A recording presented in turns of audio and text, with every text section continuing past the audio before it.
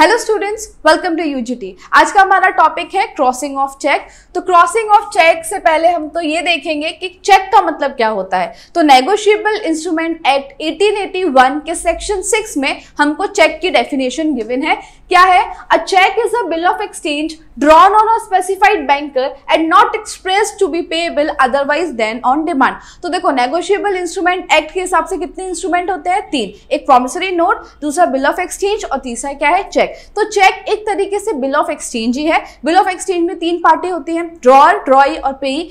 Check में भी 3 party होती है। जो चेक ड्रॉ कर रहा है वो ड्रॉअर हो जाएगा, ठीक है। जो बैंक एक्सेप्ट कर रही है वो ड्रॉई हो जाएगी और एट द एंड जिसके अकाउंट में पेमेंट जा रहा है वो क्या हो जाएगा? पेई। So it is a bill of exchange drawn on specified banker. लेकिन जैसे बिल ऑफ एक्सचेंज तो कोई भी इशू कर सकता है, लेकिन चेक से वही इशू कर सकता है जिसका बैंक अकाउंट होगा। क्लियर? जो चेक ड्रॉ कर रहा है उसका बैंक अकाउंट होना कंपलसरी है, अदरवाइज वो चेक ड्रॉ नहीं कर सकता। And not expressed to be payable otherwise than on demand. तो ऑन डिमांड पर ही ये पेएबल होता है। ऑन डिमांड यानी कि जैसे ये चेक है तो यहाँ सिग्नेचर होने चाहिए, अगर सिग्नेचर नहीं होंगे तो चेक इशू नहीं होगा। डेट होनी चाहिए, अगर डेट मेंशन नहीं होगी तो भी ये इशू नहीं होगा, ठीक है। तो ऑन डिमांड पर पेएबल है। फिर स्पेसिफाइड बैंकर यानी कि जो ड्रॉ कर रहा है उसका स्पेसिफाइड बैंक अकाउंट होना चाहिए। क्लियर? तो ये होता है चेक। अब हम देखेंगे क्रॉसिंग ऑफ चेक। तो क्रॉसिंग देखने से पहले कितने टाइप्स के चेक होते हैं? तो एक हो जाएगा हमारा ओपन चेक, यानी कि जिसमें किसी तरह का क्रॉस नहीं होता। तो उसमें भी 2 टाइप्स हैं, एक हो जाएगा बियरर और दूसरा है ऑर्डर। क्रॉस्ड चेक की अगर हम बात करें, इसमें भी 2 टाइप है, एक हो जाएगा सिंपल क्रॉसिंग, ठीक है, और दूसरा क्या हो जाएगा? स्पेशल क्रॉसिंग, ठीक है। सिंपल क्रॉसिंग और स्पेशल क्रॉसिंग। अच्छा देखो, ओपन चेक यानी कि चेक में किसी भी तरह का क्रॉस नहीं है। अगर किसी भी तरह का क्रॉस नहीं है, इसका मतलब है इस चेक को काउंटर पर एनकैश किया जा सकता है। जितने भी ओपन चेक होते हैं they can be encashed at the counter. Clear? अगर चेक में किसी भी तरह का क्रॉस नहीं है तो हम उस चेक को काउंटर पे देके वहीं पर पेमेंट ले सकते हैं, वो एनकैश हो सकता है एट द काउंटर। अब बियरर का मतलब क्या हुआ? जैसे यहाँ पे नाम लिखना होता है पेई का और यहाँ लिखा होता है और बियरर, ये होता है बियरर चेक। यानी कि कैश पेमेंट किसको देना है? जिसका यहाँ पे नाम लिखा है उसको पेमेंट कर दो, या तो बियरर यानी कि जिसके हाथ में वो चेक है उसको पेमेंट कर दो। तो ये हो गया हमारा बियरर चेक। ऑर्डर चेक क्या होता है? अगर हम यहाँ से बियरर को कट कर देते हैं और यहाँ पे किसी का नाम लिख देते हैं मिस्टर एक्स, तो अब भी ये चेक एनकैश हो सकता है काउंटर पे, पर अब जो पेमेंट है वो किसको मिलेगा? सिर्फ और सिर्फ मिस्टर ए को ही मिस्टर एक्स को ही मिलेगा, या तो मिस्टर एक्स के ऑर्डर से मिलेगा। क्लियर? तो ये हो जाएगा हमारा ऑर्डर चेक, जहां पर हम बियरर कट कर देते हैं और नाम लिख देते हैं, तो क्या हो जाएगा? ऑर्डर चेक, ठीक है। ये भी काउंटर पर एनकैश हो सकता है, लेकिन वो पेमेंट सिर्फ और सिर्फ मिस्टर एक्स या तो मिस्टर एक्स के ऑर्डर से किसी को मिलेगा। क्लियर? चलो अब हम आते हैं क्रॉस चेक। सबसे पहले तो cross cheque cannot be encashed at the counter. इसको एनकैश नहीं किया जा सकता। अगर कोई भी चेक में 2 हमने लाइन बना दी, 2 पैरेलल लाइन बनाना यानी कि चेक को क्रॉस करना, तो अगर कोई भी चेक जिसमें 2 पैरेलल लाइन है वो क्रॉस चेक हो जाएगा और उसको काउंटर पर एनकैश नहीं किया जा सकता। वो कंपलसरी किसी ना किसी के बैंक अकाउंट में ही पेमेंट होगा। क्लियर? तो देखो, सिंपल क्रॉसिंग की बात करें तो section 123 of the instrument of negotiable instrument act में क्या बताया गया है? Where a cheque bears across its face an addition of words and company और any abbreviation thereof between 2 parallel lines. 2 parallel lines हो अकेले या फिर इन 2 पैरेलल लाइंस के बीच में कुछ लिखा हो, जैसे एंड कंपनी, अकाउंट पे, बहुत सारी चीजें लिखी होती है, अभी आगे देखेंगे। फिर ट्रांसवर्स लाइंस, ये 2 ट्रांसवर्स लाइन है सिंपल, ईदर और विथ और विदाउट वर्ड्स, या तो नॉन नेगोशिएबल लिखा होगा या नहीं लिखा होगा। That addition shall be deemed a crossing, ठीक है, and the cheque shall be deemed to be cross generally. यानी कि अगर किसी भी चेक में 2 पैरेलल लाइंस है, फिर उसके बीच कुछ लिखा हो या ना लिखा हो, नेगोशिएबल लिखा हो या नॉन नेगोशिएबल लिखा हो, अकाउंट पे लिखा हो या नहीं लिखा हो, एंड कंपनी हो या ना हो, वो सारे चेक क्या कहलाएंगे, टू बी क्रॉस्ड जनरली। ये सब सिंपल क्रॉसिंग यानी कि जनरल क्रॉसिंग में आते हैं। क्लियर हुआ? पर अब इसमें डिफरेंस क्या है? देखो ये तो क्या हुआ, यहाँ पे सिर्फ हमने दो ट्रांसवर्स लाइन बना दी, तो इतना क्लियर है कि ये चेक जो है काउंटर पर एन कैश नहीं होगा, जिसका नाम लिखा होगा ना यहाँ पर, जैसे मिस्टर एक्स, इसके ही अकाउंट में पैसे जमा होंगे कंपल्सरीली।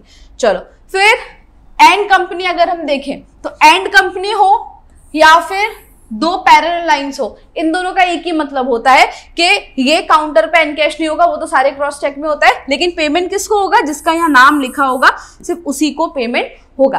क्लियर? अब अगर दो लाइन करके उसके बीच में अकाउंट पे ही लिख दिया तो फिर क्या होगा? तो अकाउंट पे ही का मतलब होता है कि ये चेक सिर्फ और सिर्फ जिसका यहाँ पे नाम स्पेसिफाई किया है, जैसे कि मिस्टर एक्स, सिर्फ इसी के अकाउंट में जाएंगे और किसी अकाउंट में ये पैसा नहीं जा सकता। ठीक है, तो फिर आप बोलोगे कि ये वाला जो सिंपल क्रॉसिंग था वन और ये एंड कंपनी, इनमें डिफरेंस क्या है? एक डिफरेंस है, जैसे अगर हम सिर्फ और सिर्फ दो पैरेलल लाइन बना देते हैं तो इसके अकाउंट में पैसा जाएगा, ठीक है, या ये जो चेक है वो किसी को ट्रांसफर हो सकता है, ट्रांसफरेबल।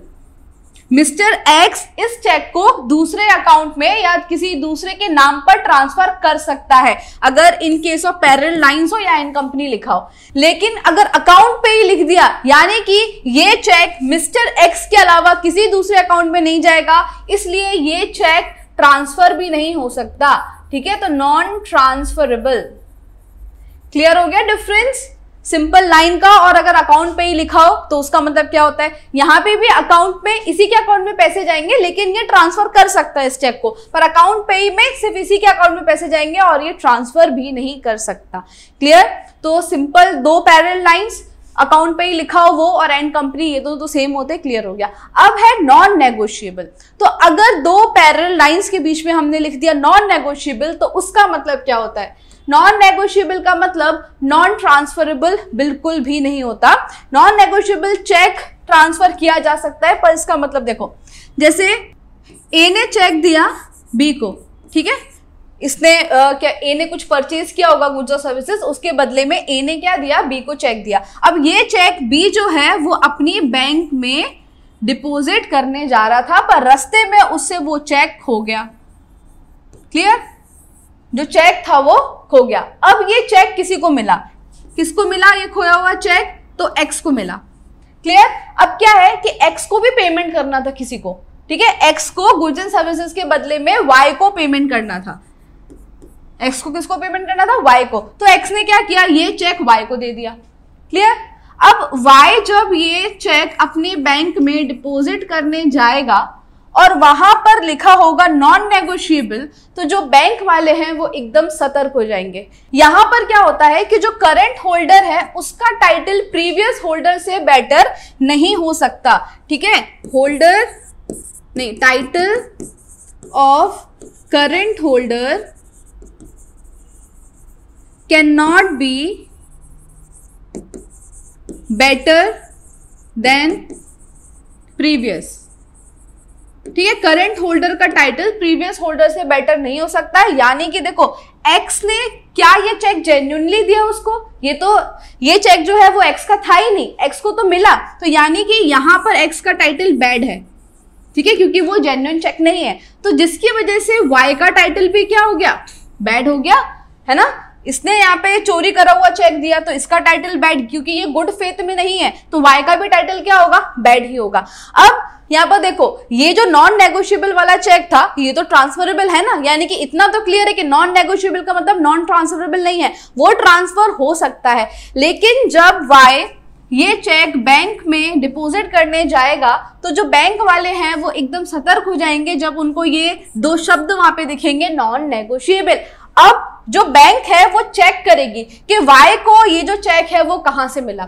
अब जो चेक होता है उसमें चेक नंबर होता है, ठीक है, चेक नंबर से तो क्लियर हो जाएगा ना कि ये चेक एक्स का नहीं है, क्योंकि वाई क्या बोलेगा, मुझे ये चेक एक्स ने दिया। पर बैंक से ये पता चल जाएगा कि वो जो चेक है वो एक्स का नहीं है, फिर एक्स से पूछा जाएगा कि उसको वो चेक कहां से मिला। क्लियर? तो जो नॉन नेगोशिएबल चेक है उसको आसानी से ट्रेस कर सकते हैं। सबसे सेफेस्ट चेक जो होता है वो नॉन नेगोशिएबल वाला होता है। और अगर गलती से जो बैंक है वो वाई के अकाउंट में पेमेंट कर देती है, भले नॉन नेगोशिएबल लिखा हो तो भी अगर बैंक चेकिंग ना करे और गलती से वाई के अकाउंट में पेमेंट कर दे तो इसके लिए बैंक ही लायबल कहलाएगी। क्लियर? बैंक की भी यहाँ पर गलती मानी जाएगी। ठीक है, तो यहाँ पे आपको क्लियर हो गया, सिंपल 2 पैरेलल लाइंस, फिर अकाउंट पे ही लिखा हो तो, और नॉन नेगोशिएबल चेक क्या होता है। चलो अब आगे बढ़ते हैं। स्पेशल क्रॉसिंग, जितने भी टाइप्स की क्रॉसिंग है वो सब जनरल क्रॉसिंग में आ जाएगी, लेकिन अगर आपने 2 पैरेलल लाइंस के बीच में बैंक का नाम लिख दिया, सिर्फ वही वाली क्रॉसिंग क्या हो जाएगी? Special crossing. Okay, so section 124 of the act defines a special crossing as under where a check bears across its face in addition of the name of a banker। अगर बैंक का नाम आ गया है तो फिर वो स्पेशल चेक हो जाएगा। फिर भले बैंक के साथ आप नेगोशिएबल नॉन नेगोशिएबल लिखो या ना लिखो, ठीक है, उसके साथ आप अकाउंट पे ही लिखो या ना लिखो, पर अगर बैंक का नाम आ गया है तो वो सारे चेक स्पेशल चेक कहलाएंगे। Deemed a crossing and not and the cheque shall be deemed to be cross specially and to be cross at that banker. यानी कि अगर चेक में आपने क्रॉस करते वक्त बैंक का नाम लिख दिया, तो जैसे मेरा अकाउंट एसबीआई में है पर मैं ये चेक एसबीआई में डिपॉजिट नहीं कर सकती क्योंकि यहाँ पे क्या लिखा है? Bank of India. तो बैंक ऑफ इंडिया में ही ये चेक डिपॉजिट किया जा सकता है। क्लियर? ये मतलब होता है स्पेशल क्रॉसिंग का। अब बैंक ऑफ इंडिया के साथ साथ अकाउंट पे ही लिख दिया, यानी कि जो बैंक जिस बैंक में डिपॉजिट होगा वो तो बैंक ऑफ इंडिया होनी चाहिए, दूसरा जिसका नाम लिखा हुआ है मिस्टर एक्स, इसके ही अकाउंट में जाने चाहिए, और बैंक कौन सी होनी चाहिए? Bank of India. क्लियर? और नॉन नेगोशिएबल, यानी कि नॉन नेगोशिएबल क्या होता है वो मैंने आपको बताया, पर बैंक ऑफ इंडिया लिखने से ये स्पेशल क्रॉसिंग बन गया क्योंकि इसका जो डिपॉजिट है वो सिर्फ और सिर्फ बैंक ऑफ इंडिया में ही होगा। क्लियर? नाउ तो आपके लिए एक बहुत जरूरी इंफॉर्मेशन है कि हमारा बीकॉम सेम 6 का जो बैच है उसकी प्राइस थी 6000, लेकिन अब डिस्काउंट ऑफर चल रहा है तो उसकी प्राइस 60% डिस्काउंट के बाद हो चुकी है 2399 ओनली, जहां पर आपके सारे प्रैक्टिकल सब्जेक्ट्स कवर हो जाएंगे क्योंकि सबसे ज्यादा प्रॉब्लम आपको उसी में आती है, जैसे कि मैनेजमेंट अकाउंट, ऑडिटिंग, स्टैटिस्टिक्स और बिजनेस लॉ 2। ठीक है, तो यहाँ पर आपको सारे प्रैक्टिकल सम्स, उसके साथ साथ थ्योरी, ये सब आपको इस कोर्स में मिल जाएगा। तो आज ही हमारी ऐप डाउनलोड कीजिए जिसका नाम है UGT। ठीक है, गूगल प्ले स्टोर पे नाम है UGT और आप ऐप स्टोर से भी डाउनलोड कर सकते हैं। ऐप स्टोर में नाम है माई इंस्टीट्यूट। ओके, तो आज ही कोर्स परचेज कीजिए और अपनी तैयारी को और अच्छा बनाइए। और अगर आपको किसी भी तरह का डाउट है या कोई भी क्वेरी है तो आप इस नंबर पर कॉल करके भी पूछ सकते हैं। क्लियर? चलो आगे बढ़ते हैं। Where a check is crossed, payment on it is not made in cash across the counter। और जब भी किसी भी चेक को क्रॉस किया जाता है उसका पेमेंट आपको एट द काउंटर नहीं मिलेगा। It affords a greater measure of protection against loss। इसलिए जो ओपन चेक होते हैं वो इतने सेफ नहीं माने जाते क्योंकि ना उसके बदले में कैश आसानी से मिल सकता है। ठीक है, अगर क्रॉस चेक हो तो अकाउंट में ही पैसे जाएंगे जिससे हम ट्रेस कर सकते हैं। Then Section 130 of the Act provides that a person taking a check generally or specially bearing in either case the words non-negotiable shall not have and shall not be capable of giving a better title to the check than that the person from whom he took it had। मैंने अभी आपको non-negotiable में क्या बताया कि जो current holder है वो उसका टाइटल जो है वो प्रीवियस होल्डर से बेटर नहीं हो सकता। मैंने अभी आपको नॉन नेगोशिएबल में क्या बताया था कि जो करंट होल्डर है उसका टाइटल प्रीवियस होल्डर से अच्छा नहीं हो सकता। Current holder can not had a better title than the previous holder. अगर प्रीवियस होल्डर में कुछ गड़बड़ी की है या फिर उसका गुड फेथ नहीं है, जैसे प्रीवियस होल्डर कौन था? एक्स का जो चेक था उसको कहीं से मिला था जिसको उसने किसको दे दिया? वाई को दे दिया। जेन्युइन चेक तो था नहीं, खुद का चेक नहीं था, तो यहाँ पे एक्स का टाइटल अगर बैड है तो वाई का टाइटल भी क्या होगा?